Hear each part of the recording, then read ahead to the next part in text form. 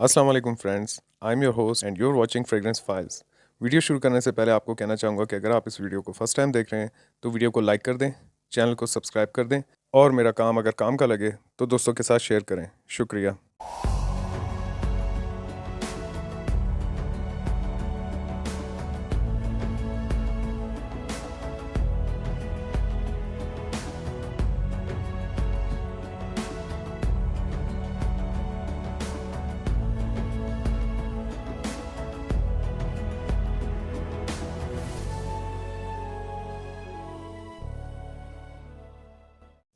आज जिस फ्रेग्रेंस का हम रिव्यू करेंगे उसका नाम है कसाइद अल सुल्तान बाय लताफ़ा। 100 ml का जूस है इसमें और EDP कंसंट्रेशन है इसका। कुछ इस तरह के बॉक्स और प्रेजेंटेशन में ये आती है।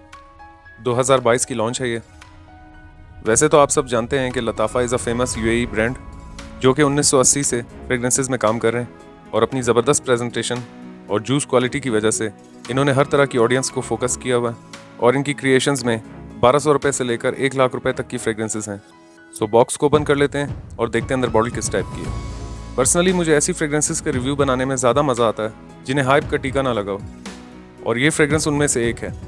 इवन के इसे बनाने वाले भी इसे भूल बैठे हैं। कसाइद कसीदा की एक प्लूरल फॉर्म है और कसाइद का मतलब होता है बहुत सारी शेर व शायरी, और सुल्तान का मतलब होता है चीफ, किंग या बादशाह को भी सुल्तान कहते हैं। इस फ्रेगरेंस के नाम का मतलब है कि बादशाह की तारीफ में शेर व शायरी।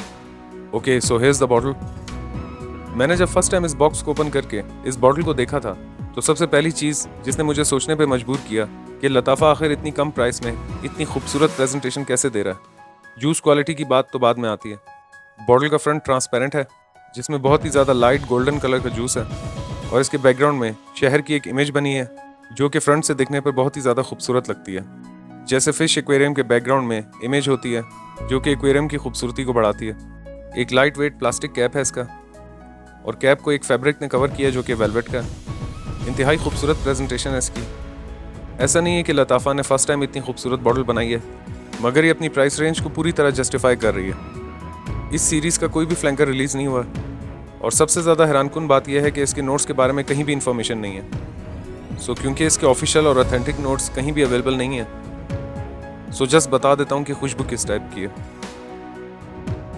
इसका फर्स्ट इंप्रेशन कुछ इस तरह का है कि जैसे ही आप इसको स्प्रे करेंगे तो अपनी बहुत ही ज़्यादा स्ट्रॉन्ग और पंची ओपनिंग के साथ एक फ्रेश बर्गमॉट, स्पाइसी सिनेमन और कार्डमम और एक बहुत ही ज़्यादा स्ट्रॉन्ग एम्बर का नोट फील होगा जो कि इस फ्रेग्रेंस को थोड़ा सा वार्म और एक्जॉटिक बनाता है। और इसके इसी फर्स्ट इंप्रेशन से आपको ऐसा लगेगा कि आपने एक स्ट्रॉन्ग और पोटेंट किस्म की फ्रेग्रेंस वेयर की है। एक बहुत ही ज़्यादा सिंथेटिक ओपनिंग है इसकी। 1 से 2 मिनट के अंदर जब इसकी ओपनिंग सेटल डाउन होगी तो इस फ्रेग्रेंस में एक शिफ्ट आता है जिसमें आपको फ्रेश फ्लोरल नोट के साथ स्वीट हनी, ड्राई टोबैको और एक नोटिसेबल रेड एप्पल का नोट फील होगा, और साथ ही साथ स्ट्रॉन्ग मस्क और हल्का सा सिंथेटिक ऊद का नोट फील होगा। 2 से ढाई घंटे के करीब जब इसका ड्राई डाउन स्टार्ट होगा तो अपने ड्राई डाउन पर आकर इसमें मस्क का नोट ओवर पावर हो जाता है, जिसके साथ आपको लेदर और हल्के से वेट वुडी नोट्स फील होंगे। ये कुछ इस टाइप की फ्रेग्रेंस है। ये एक फ्रेश, स्पाइसी, वार्म और ओरिएंटल बेस्ड फ्रेग्रेंस है, और ओरिएंटल का मतलब यही होता है कि जिसमें अनकॉमन नोट्स का इस्तेमाल किया गया हो, और इसकी बहुत बड़ी मिसाल एम्बर है। फ्रेग्रेंसेस में एम्बर एक ऐसा एकॉर्ड है जो कि डिफरेंट इंग्रेडिएंट्स के मिलाप से बनता है, जैसा कि मस्क, वेनिला, बेंजोइन या वुडी नोट्स, और ये डिपेंड करता है कि परफ्यूम मेकर उस फ्रेग्रेंस को किस डायरेक्शन की तरफ ले जाना चाहता है। और इसी एम्बर के एकॉर्ड की मदद से फ्रेग्रेंस के अंदर पाउडरीनेस, स्वीटनेस, वुडीनेस या बाज़ औक़ात फ्रेग्रेंस को स्पाइसी बनाने के लिए भी यूज़ की जाती है। एम्बर एकॉर्ड ज़्यादातर फ्रेग्रेंसेस को एक्जॉटिक और डिफरेंट बनाता है, या यूँ कह लें कि फ्रेग्रेंस के अंदर एक वार्म या राउंडनेस क्रिएट करता है। और एकॉर्ड का मतलब ही मेल मिलाप या एग्रीमेंट होता है जिसमें काफ़ी इंग्रेडिएंट्स शामिल होते हैं। एम्बर को अरबी में अंबर बोलते हैं और फ्रेंच में एम्बर कहा जाता है। ये एक सिंथेटिक नोट होता है। अक्सर लोग ये समझते हैं कि एम्बर का नोट दरख्त से निकलने वाली राल या ग्लू से बनता है, लेकिन आज के मॉडर्न दौर में परफ्यूमरीज में उसका इस्तेमाल नहीं होता, और एम्बर एक सिंथेटिक एकॉर्ड है। इस फ्रेग्रेंस की बहुत ही ज़्यादा स्ट्रॉन्ग और पंची ओपनिंग है। अक्सर लोगों को इसकी ओपनिंग बहुत पसंद आती है और कुछ लोगों को इसकी ओपनिंग थोड़ी सी स्ट्रॉन्ग या सिंथेटिक फील होती है। ये एक अरेबिक टाइप की फ्रेग्रेंस है जिसमें फ्रेंच फ्रेग्रेंसेस का थोड़ा सा टच है, और जैसा कि इसकी बॉटल पर इमेज बनी हुई है, ये एक परफेक्ट एग्जाम्पल है इस फ्रेग्रेंस को समझने की। इस फ्रेग्रेंस की बॉटल पर जब बिना गौर किए नज़र पड़ती है तो ऐसा ही लगता है कि अरब या दुबई के पुराने शहर की एक तस्वीर है। लेकिन अगर आप इस तस्वीर को गौर से देखें तो इस तस्वीर में मिट्टी से बने हुए पुराने घर नहीं बल्कि तरक्की याफ्ता और सिविलाइज्ड घर बने हुए हैं जो कि मॉडर्निज्म और सिविलाइजेशन को हाईलाइट कर रहा है। और यही बात इसकी खुशबू से मिलती जुलती है।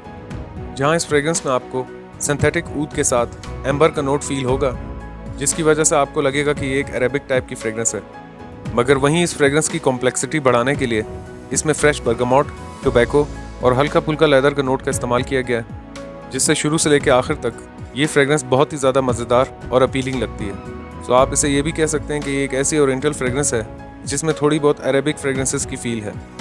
ये एक बहुत ही ज़्यादा अंडररेटेड फ्रेग्रेंस है और जिस टाइप का सेंट डीएनए इसमें मौजूद है ये पॉपुलैरिटी डिजर्व करती है। ज़्यादातर देखा यही गया है कि लोग अक्सर हाइप या पॉपुलर फ्रेग्रेंसेस के पीछे भागते हैं जो कि बहुत ही ज़्यादा कॉमन हो जाती हैं, और लताफ़ा ही के हाउस में ऐसी कई फ्रेग्रेंसेस हैं जिनकी इतनी ज़्यादा पॉपुलैरिटी और हाइप डेवलप हो गई है कि अब उनका नाम सुनते ही बोरियत का एहसास होता है। एज की बात कर लेते हैं। It's a beautiful soft but masculine fragrance, so I think 20+ किसी भी एज के मेल्स इसे वेयर कर सकते हैं। वेदर की बात कर लेते हैं। वैसे तो इस फ्रेग्रेंस की ओपनिंग में फ्रेश बर्गामोट का नोट है और साथ ही साथ इसकी ओपनिंग में जो सिनेमन का नोट है वो थोड़ा सा ठंडा या मिंटी फील कराता है। उसके बावजूद ये एक वार्म और स्पाइसी बेस्ड फ्रेग्रेंस है। सो सिवाय एक्सट्रीम समर्स और डे टाइम के आप इसे किसी भी वेदर पे इजीली वेयर कर सकते हैं। आप इसे indoor, outdoor, party, gathering, religious occasion या फेस्टिवल पर वेयर कर सकते हैं। ये फ्रेग्रेंस ऑफिस या कॉलेज के एनवायरनमेंट के लिए सूटेबल नहीं है। परफॉर्मेंस की बात कर लेते हैं। फ्रेग्रेंस तो काफ़ी मज़ेदार है और अपनी शानदार ओपनिंग से ऐसा ही लगता है कि ये बहुत ज़्यादा प्रोजेक्ट करेगी और बहुत ज़्यादा लास्टिंग देगी, मगर 1.5 से 2 घंटे इसकी प्रोजेक्शन है और शुरुआत के 1 से 1.5 घंटा ये आर्म लेंथ तक प्रोजेक्ट करती है और अप्लाई करने के दूसरे घंटे में आकर ये स्किन सेंट बन जाती है और 5 से 6 घंटे के करीब इसकी कपड़ों पर लास्टिंग है। प्राइस की बात कर लेते हैं। आज की डेट में जिस डेट को ये वीडियो अपलोड कर रहा हूँ इसकी प्राइस 3200 रुपये से लेकर 3500 रुपये के बीच है। और अगर इस फ्रेग्रेंस को एक नाम देना हो तो मैं द मैजिशियन नाम दूंगा। इसे रेटिंग दे देते हैं। सेंट प्रोफाइल को मैं दूंगा 8 आउट ऑफ 10, प्रेजेंटेशन को मैं दूंगा 8.5 आउट ऑफ 10, प्रोजेक्शन को मैं दूंगा 8 आउट ऑफ 10, लास्टिंग को मैं दूंगा 7.5 आउट ऑफ 10 और प्राइस को मैं दूंगा 9 आउट ऑफ 10। वैसे तो इस फ्रेग्रेंस से रिलेटेड किसी भी किस्म की ऑथेंटिक या ऑफिशियल इंफॉर्मेशन अवेलेबल नहीं है और इसी चीज़ का फ़ायदा उठाते हुए अक्सर लोगों ने इंटरनेट पर इसे DNG The One EDT का क्लोन बताया हुआ है और उसकी एक बहुत बड़ी वजह यह है कि इसके मिड फेज में टोबैको का नोट फील होता है। मगर मैंने इन दोनों फ्रेग्रेंसेस को साइड बाय साइड कंपेयर करके देखा है। ये फ्रेग्रेंसेस एक दूसरे से टोटली डिफरेंट है और इस फ्रेग्रेंस के मिड फेज में जो टोबैको के नोट का इस्तेमाल किया गया है वो बहुत ही लाइट और हल्का है। और as per my nose and observation ये फ्रेग्रेंस काफ़ी हद तक सिमिलर है DNG The One Royal Night से। मैं इसे DNG रॉयल नाइट या लैल मलिकी का 1-to-1 क्लोन नहीं कह सकता, लेकिन इन दोनों फ्रेग्रेंसेस में काफ़ी हद तक सिमिलैरिटीज़ हैं। ये एक बहुत ही ज़्यादा मज़ेदार खुशबू है और इसके जूस क्वालिटी और प्रेजेंटेशन का लेवल 3000 रुपये वाला नहीं है, क्योंकि जिस टाइप का सेंट डीएनए इसमें मौजूद है अगर इस फ्रेग्रेंस को थोड़ी सी और पॉपुलैरिटी मिल जाती तो ये फ्रेग्रेंस 5 से 6000 रुपये में भी लोग खुशी खुशी बाय करते। इस टाइप की फ्रेग्रेंसेस जब भी सामने आती हैं तो ये बात ज़रूर समझ में आ जाती है कि लताफ़ा हर बार गेम में रहने के लिए सरप्राइजेस देता रहता है। ये फ्रेग्रेंस एक गुड परफॉर्मर और एवरेज लास्टिंग देने वाली फ्रेग्रेंस है और डेफिनेटली ये किसी फ्रेग्रेंस का क्लोन है, क्योंकि लताफ़ा या कोई भी फ्रेग्रेंस हाउस इस प्राइस रेंज में एक नई क्रिएशन कभी भी नहीं दे सकता, क्योंकि एक नई क्रिएशन बनाने के लिए रिसर्च एंड डेवलपमेंट पर बहुत ज़्यादा पैसा खर्च होता है। सो ऑब्वियसली आपको इस प्राइस रेंज में ऐसी फ्रेग्रेंस मिल ही नहीं सकती जो कि एक्सक्लूसिव हो या किसी भी फ्रेग्रेंस हाउस ने लॉन्च ना किया हो। सो इस प्राइस रेंज में ज़्यादातर क्लोन्स ही देखने को मिलते हैं। इवन कि इनके ज़्यादातर फ्रेग्रेंसेस जो कि 10 से 20 हज़ार रुपये की रेंज में होते हैं वो भी किसी न किसी बड़े फ्रेग्रेंस का क्लोन होता है। सो इस प्राइस रेंज में इसकी परफॉर्मेंस से शिकायत नहीं की जा सकती। इवन मैं ये कहूँगा कि इस प्राइस रेंज में ये एक गुड परफॉर्मर है। इसे अगर आप इंडोर्स या ठंडे मौसम में वेयर करें तो इसकी परफॉर्मेंस काफ़ी हद तक इम्प्रूव हो सकती है। इस टाइप की जूस क्वालिटी और प्रेजेंटेशन कम बजट में लाना हमारे लोकल परफ्यूम हाउसेस के मुंह पे एक बहुत बड़ा थप्पड़ है, जिनका सारा का सारा जोर एडवर्टाइजमेंट्स के ऊपर है। और जैसा कि एक बहुत बड़ी मशहूर कहावत है कि खाली बर्तन ज़्यादा आवाज़ करता है, और हमारे ये cheap local houses unnecessary advertisements पर इतना पानी की तरह पैसा बहा रहे हैं, जिनका सारा का सारा जोर फेक फॉलोअर्स और इश्तिहारात के ऊपर है और मार्केटिंग की पुल स्ट्रेटजी ये किसी और तरीके से चला रहे हैं। यही पैसा अगर ये जूस क्वालिटी और प्रेजेंटेशन पर लगा दें तो इन्हें इश्तिहारात देने की ज़रूरत ही नहीं पड़ेगी। ये लोग इतने हैवी तौर पे इश्तिहारात दे रहे हैं कि आप जब भी फेसबुक या यूट्यूब ओपन करेंगे तो इनके इश्तिहारात शुरू हो जाते हैं, जिससे अगर आपने वो फ्रेग्रेंस बाय करनी भी है तो आप एनॉय होके बाय ही नहीं करते।